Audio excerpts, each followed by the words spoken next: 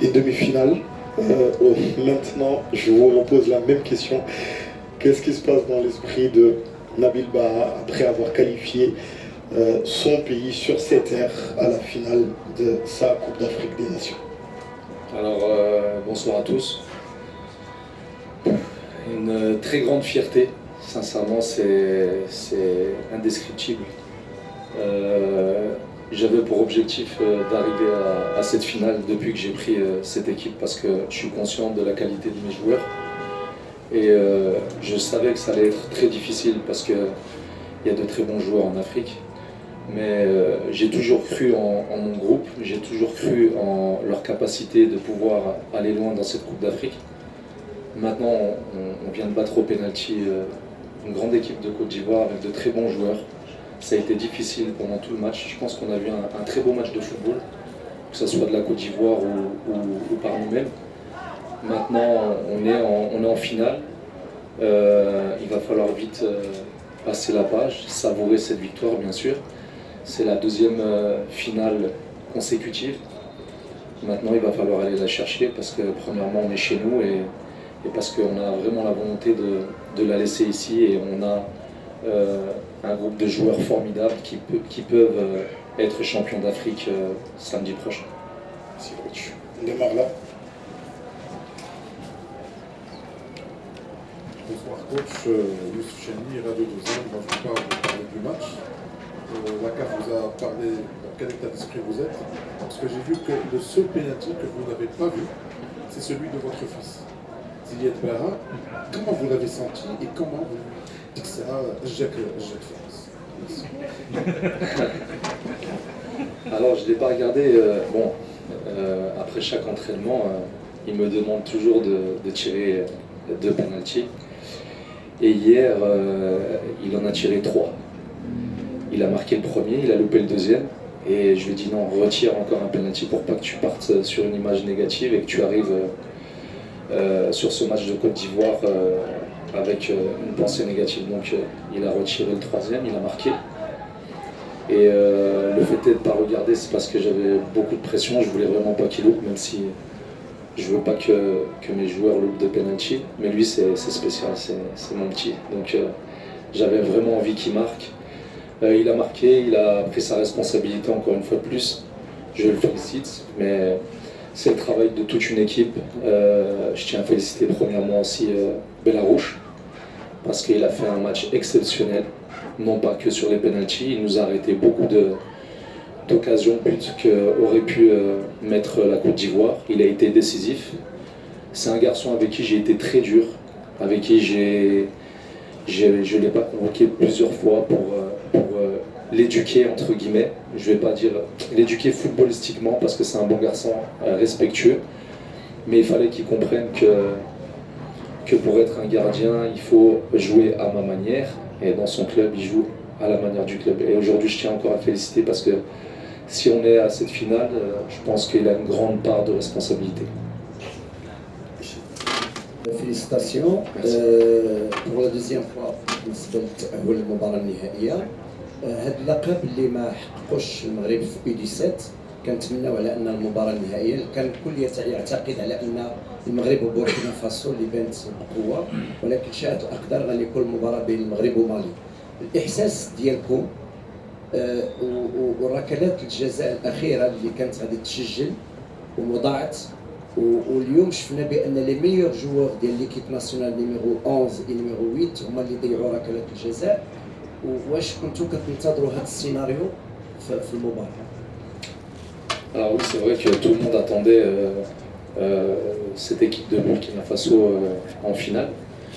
Mais كنا عارفين حنا مالي عندها فرقة مزيانة وديما كيوصلوا في لو دارني كاري، كيعرفوا يلعبوا هذوك لي كومبيتيسيون، كيعرفوا كيفاش خصهم يربحوا، كيعرفوا كيفاش يوصلوا بعيد في هذيك لي كومبيتيسيون. دونك بزاف ناس حقروهم كيف ما كنقولوا ووراو اون بيل ايماج، وراو عندهم الفرقه. حتى حنا من غادي نلعبوا ضدهم ان شاء الله ما غاديش يكون ماتش سهل، خصنا نردوا بال باسكو عندهم اللعبه مزيانين. Ensuite, En ce qui concerne les joueurs, c'est ça, les joueurs qui ont loupé les pénaltys, bah, ça arrive. Hein. Ils ont fait jusqu'à présent واحد الخدمة مزيانة من الأول هما اللي عطاو لينا الفرصة باش نوصلوا في هذيك لا فينال عطاو كلشي في التيران اليوم ما كتبش مي جو سور كو ما تعرفش في لا فينال يمكن واحد منهم غادي يعطي لك هذا الكاس ان شاء الله ودابا خصهم ما يفكروش في هذيك لو بينالتي لوبي يفكروا بوزيتيفمون ويتعلموا من هادشي حيت كنتعلموا بزاف ملي كنطيحوا ماشي غير ملي كنكونوا مزيانين كتعلم اكثر ملي كطيح تعلم تنوض وما تعاودش لي ميم زيرور. Donc là, avec le prépa physique, on savait que si باش نوصلوا une finale كنا خصنا نديروا واحد l'effort كبير.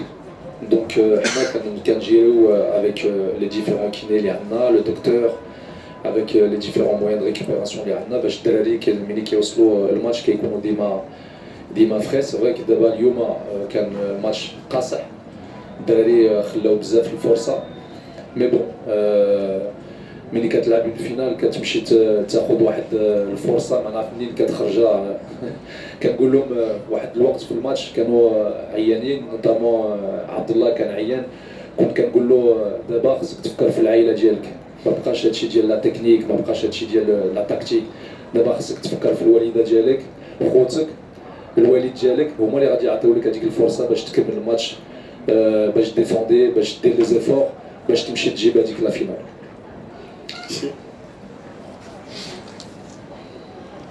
السلام عليكم. فيليسيتاسيون ابراهيم حداد العمود المغربي. فيليسيتاسيون سيت كاليفيكاسيون. Merci. Alors, coach, comment évaluez-vous la performance des joueurs en deuxième mi-temps sur le plan technique?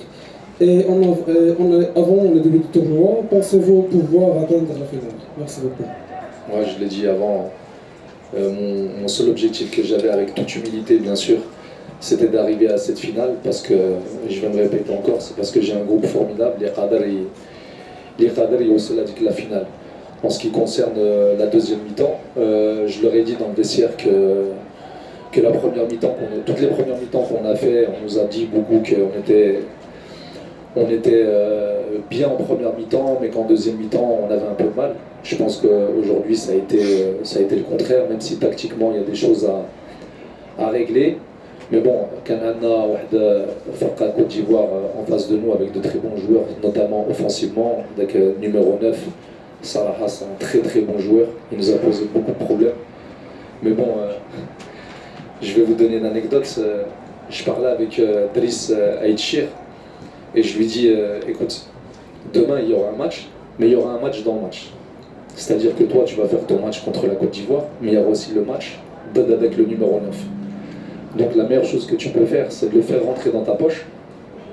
Et puis à la fin du match, tu lui dis maintenant tu peux sortir. Et ben, c'est ce qu'il a fait. Il n'a pas marqué.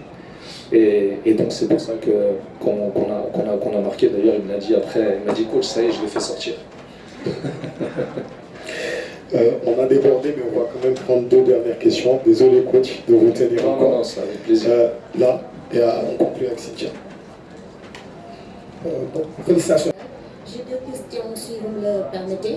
Alors, une première question, j'ai lu quelque part où vous disiez que vous êtes installé à Mohamedia pour être loin donc, des sollicitations, pour donner un environnement calme aux joueurs.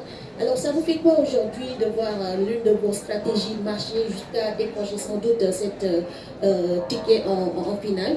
Et une deuxième question, vous allez rencontrer une équipe qui a l'habitude des finales, on va dire, donc dans cette petite catégorie. Comment est-ce que vous voyez ce match contre le Mali? Merci. Alors c'est pas ma stratégie, c'est la stratégie de la DTN, de la Fédération marocaine de football. On se met d'accord pour mettre les joueurs dans les meilleures conditions. À 15, 16, 17 ans, être dans une ville comme Casablanca, qui est une ville qui adore le football, il y a une ferveur très grande. peut-être que pour ces joueurs à cet âge-là, c'est pas quelque chose de positif, parce que quand ils vont sortir dans la rue, quand ils vont aller à la mosquée prier, il y a beaucoup de gens qui vont les approcher, qui vont leur demander des photos, qui vont leur mettre la pression pour aller gagner cette compétition. Étant donné qu'on a joué l'UNAF ici à Mohamedia, ça nous a plutôt bien réussi, on a décidé de continuer dans cette ville. Et ensuite, par rapport au Mali, c'est ça. Ouais, le Mali a l'habitude de jouer des finales. Maintenant, nous, on a joué une finale l'année dernière il y a 2 ans, avec Saïd.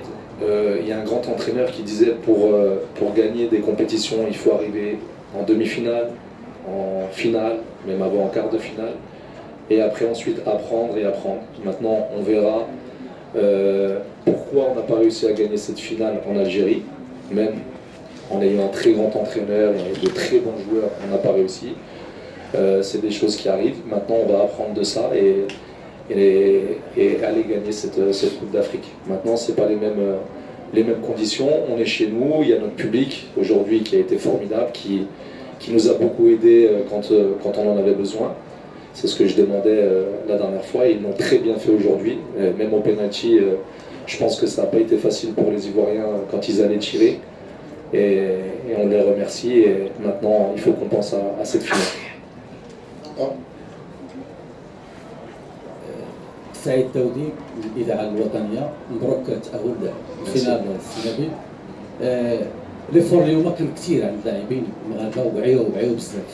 كيفاش غتشري هاد المسألة هذه؟ يعني بقات 72 ساعة باش نوجهوا المنتخب المغرب اللي فيزيكمون بحال كوت ديفوار بحال زامبيا اللي ما قويين. شفنا اليوم اللاعبين المغاربة تأثروا بشكل كبير بدنيا فيزيكمون. Génération de joueurs qui semblent réceptifs, soudés, disciplinés. Quel est votre secret pour créer une telle action? Alors, je vais me répéter, mais quand j'ai pris mes fonctions, avec ma petite expérience de joueur de football, j'ai toujours dit aux joueurs que les meilleures années que j'ai vécues en tant que joueur de foot, c'est quand le vestiaire était soudé. C'est quand le vestiaire se sentait comme en famille, que les joueurs restaient longtemps dans le vestiaire, restaient longtemps à table, parce qu'ils ont cette envie de tout le temps être ensemble. Et je savais que la qualité de mes joueurs était grande, mais le plus important c'était qu'ils sachent vivre ensemble longtemps dans des compétitions où tu es 2 ou 3 semaines à l'hôtel, c'est pas facile, surtout pour des adolescents. Et c'était ça le secret, c'est d'abord faire une famille, ensuite un groupe et après une équipe. Et je pense qu'on a réussi. Je sais que c'est pas facile pour les joueurs qui sont en tribune, c'est très dur pour eux, mais ils ont toujours été positifs. Ils ont toujours soutenu leurs copains. Bon, des fois ils font la tête, mais bon, c'est normal, c'est des gamins. Mais quand ils sont sur le terrain, c'est des joueurs qui sont positifs et qui sont toujours derrière l'équipe. Et ça, je pense que c'est le plus important quand tu joues une compétition. C'est vraiment cet esprit famille. Créer déjà ça pour pouvoir aller loin en compétition. Là.